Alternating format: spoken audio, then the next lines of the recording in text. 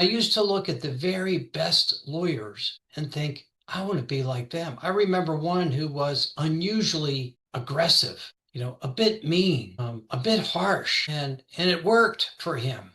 And I was attracted to that. And there was another named Patrick O'Doherty who was a real showboat, incredibly successful plaintiff's attorney.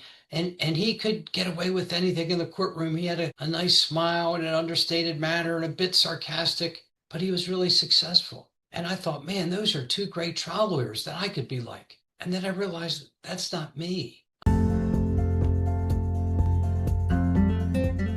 Welcome to the Free Lawyer Podcast. I'm your host, Gary Miles. Happy Monday, everybody. I hope you all had just a fantastic day. Picture this, it's 11 p.m.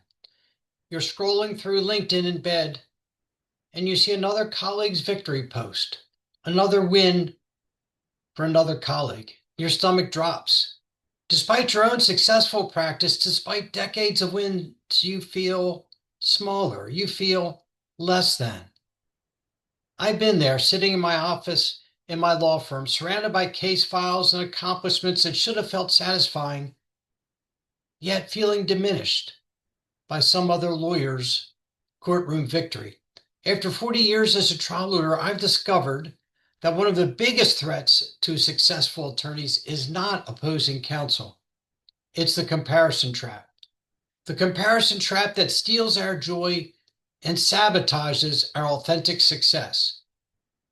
Today, I'm going to share with you 5 keys that liberated me and the many lawyers I've coached from this professional prison. But let's talk first about why this matters more than ever. Nowadays, with technology, there's like a 24/7 legal highlight reel. Lawyers are become very active on LinkedIn. When we have some success, we post it and try in a humble way to highlight our accomplishments, and we can't help but see what our colleagues are doing and maybe what we view as competitors. We get notifications when lawyers post something on Facebook or Instagram about something that's happened. And there's this pressure now to progress so fast in our career, where third-year associates are beginning to wonder when they'll become partners. And they're comparing themselves to the progress of their other law school classmates and colleagues. And there's a lot of uncertainty that followed the pandemic. There's virtual work, there's hybrid work, there's a change in how law firms are formed and created and compensated, and it's created a lot of uncertainty. And I know for me, comparing myself is an absolute loser because it makes me feel unsuccessful. It makes me question my worth. It makes me wonder if I'm as good as the other attorneys. And I remember one of my very best friends, when I clerked in federal court and I returned to a small firm, one of my very, very best friends went to the biggest firm in Baltimore. Now it's one of the biggest firms in the whole world, Piper. And when I saw him become a partner in that amazing firm, that famous firm, that prestigious firm, I questioned my own worth. I felt, am I worth it as a lawyer? Because I'm just in this small firm that I was managing and running and had so much independence and autonomy. But when I compared what I had to being a partner in Piper, I really questioned my worth. So here are the 5 keys to avoiding this terrible comparison trap. And what will you get when you avoid the comparison trap? You'll become authentic and humble. You'll no longer be trapped by looking at yourself in comparison to your peers. You'll chart your own path. You'll find fulfillment. The benefits are amazing. Key number 1 is to redefine success on your own terms. We used borrowed measuring sticks to see how successful we are. Like for me, I compared myself to my friend in big law. He was on an entirely different path, going in an entirely different direction, but I'm comparing myself to him because those are the measuring sticks that our profession gives us. Compensation, prestige, name, partnership, billable hours, all those things, income, or how we measure our success according to our profession. But those don't have to be your measuring stick. You can create your own. You can make your success determined by your own priorities. I have a client I coach. When we started working together, she was working at a big New York law firm, and she thought that she wanted to stay there in some form of partnership. But as we talked further, she realized that wasn't for her. She wanted to practice kind law. And Lonnie Medina then created her own firm. She made her firm exactly what she wanted to. She had her own measuring stick. And it doesn't matter how much she made then or how much she makes now. It doesn't matter if she's in a big prestigious firm or Lonnie Medina Law. It doesn't matter because she has her own way of measuring her worth now. And it's serving small businesses. It's practicing her own brand of law, which she calls kind law, being kind to your clients, being kind to the other attorney, looking for collaboration rather than competition. And she's found incredible fulfillment by creating her own measuring stick, by defining success according to her own values.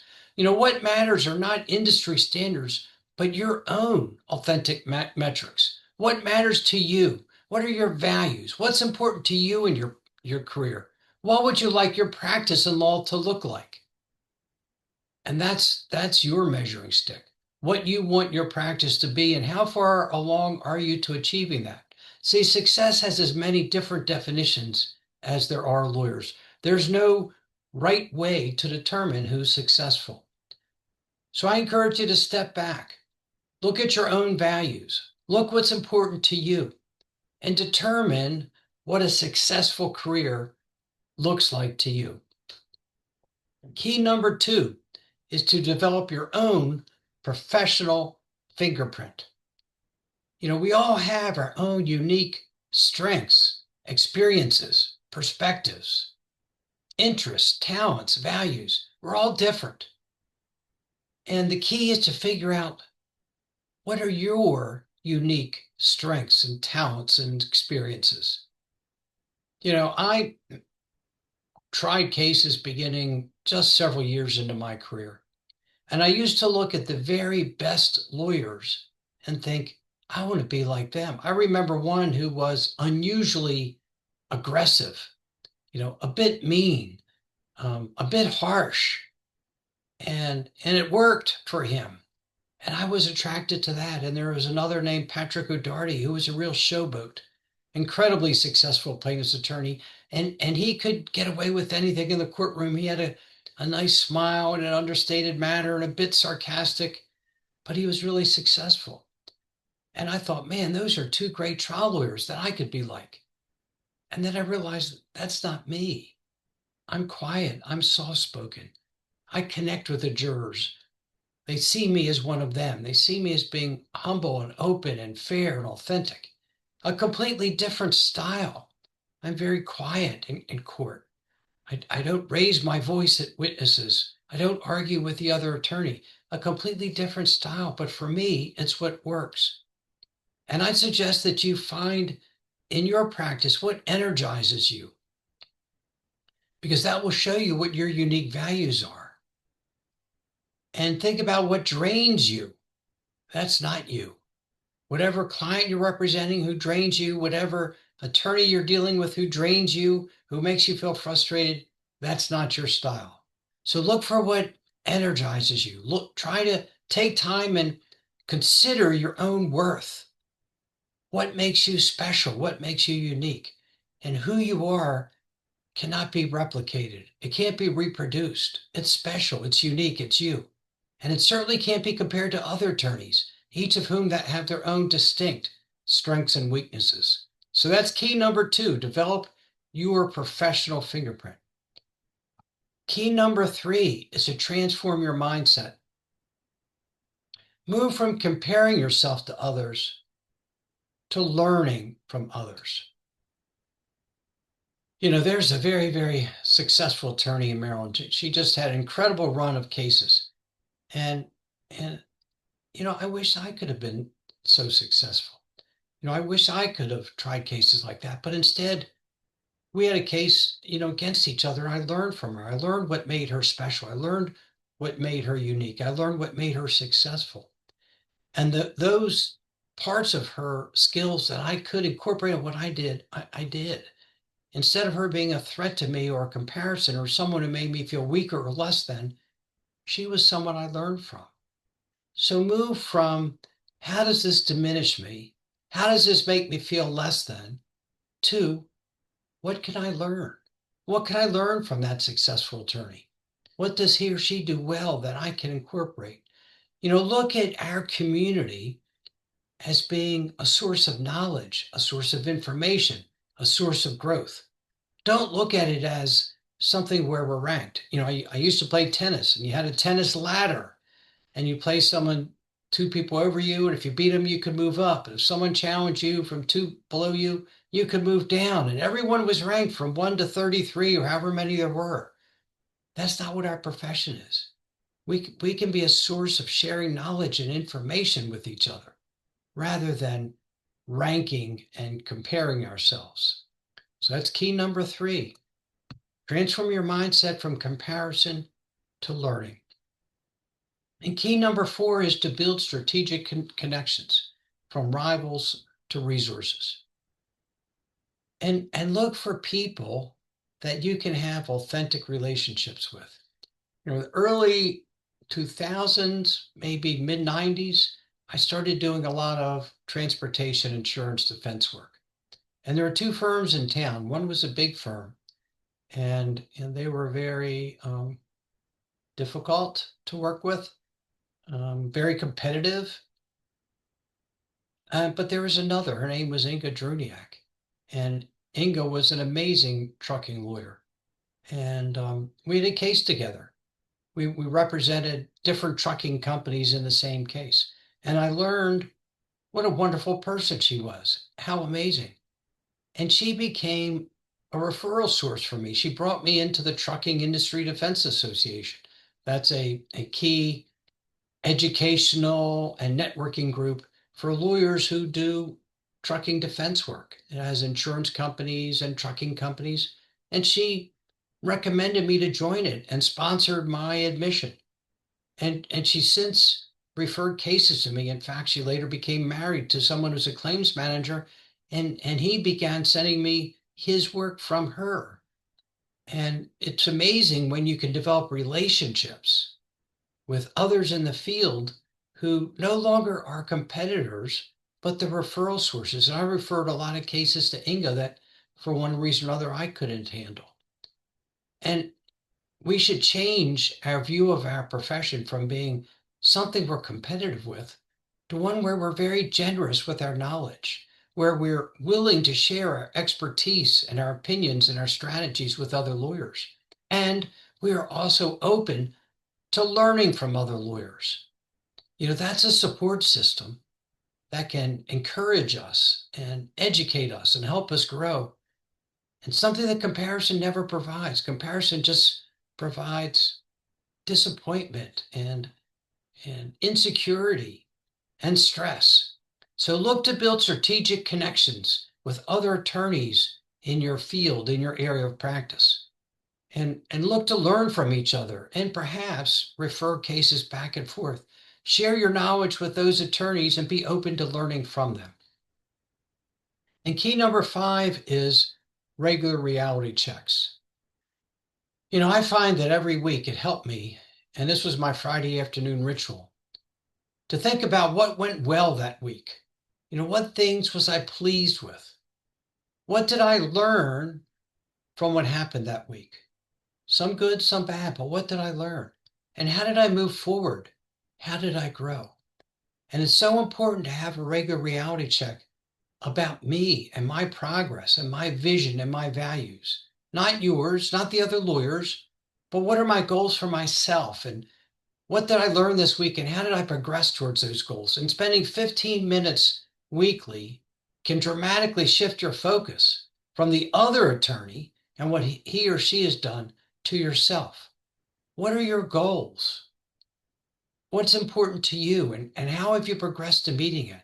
And where did you fall off the beam? Where did you start comparing yourself to another and create your own misery? See, law is a very stressful profession, very stressful. It's inherently stressful, but we make it so much worse. When we compare ourselves to others, we create our own stress. So please keep these 5 keys in mind when you're working to overcome comparison and become an authentic, grounded attorney who has established their own vision, their own values. So the first is to redefine success on your own terms rather than others. Develop your own professional fingerprint. Find your unique value. Transform your mindset from comparing to others to learning from them. Build strategic connections and turn those rivals into resources. And 5, engage in regular reality checks. You know, the journey from comparison to authenticity is not a straight line. But I promise you this, each step towards your authentic practice will bring you so much more fulfillment than any comparison-driven achievement ever could. You know, I still remember the relief, the renewed energy I had when I stopped measuring my practice against others and started building it around my own unique strengths. You know, that transformation changed everything, and it's available to you starting today.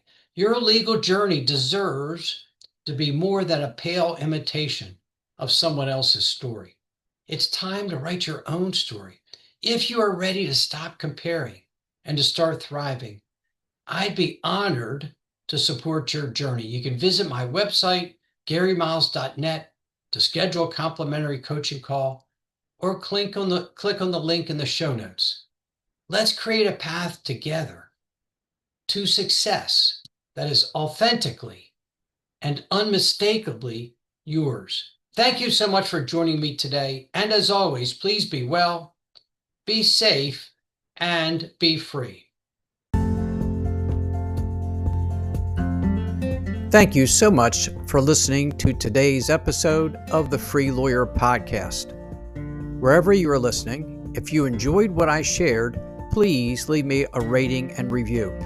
I would appreciate hearing more about what you like best and what topics you might like me to cover in future episodes.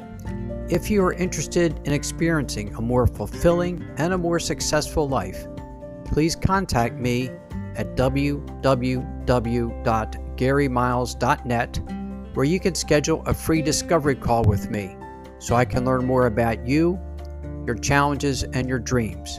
I appreciate each and every one of you, and have a great rest of your day. Thanks to all of you for your support.